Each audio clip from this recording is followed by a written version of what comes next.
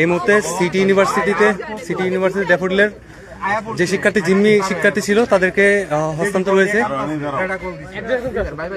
এই মুহূর্তে সিটি ইউনিভার্সিটিতে ড্যাফোডিলের জিম্মি থাকা শিক্ষার্থীদের হস্তান্তর করেছে। আমরা এই মুহূর্তে বিশ্ববিদ্যালয়ের সামনে আছি। যেই শিক্ষার্থীগুলো সিটি ইউনিভার্সিটিতে জিম্মি অবস্থায় ছিল তাদেরকে সিটি ইউনিভার্সিটি হস্তান্তর করেছে। কিন্তু আমাদের দুঃখের বিষয় যে এখানে আমাদের কোনো মিডিয়া কভারেজ নাই। আমাদের ড্যাফোডিলের এতগুলো শিক্ষার্থীকে যে তারা রাতভর জিম্মি রেখে যে অত্যাচারগুলো চালিয়েছে, এখন পর্যন্ত কোনো মিডিয়া কভারেজ নাই। আমরা সেটা লাইভে দেখাচ্ছি যে রাতভর আমাদের শিক্ষার্থীদের আটকে রেখে তারা অত্যাচার চালিয়েছে।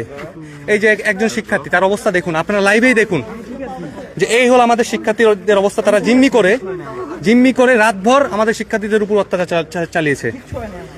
আমাদের সকল শিক্ষার্থীদেরকে যারা জিম্মি ছিল তাদেরকে বের করা হয়েছে সিটি ইউনিভার্সিটি থেকে।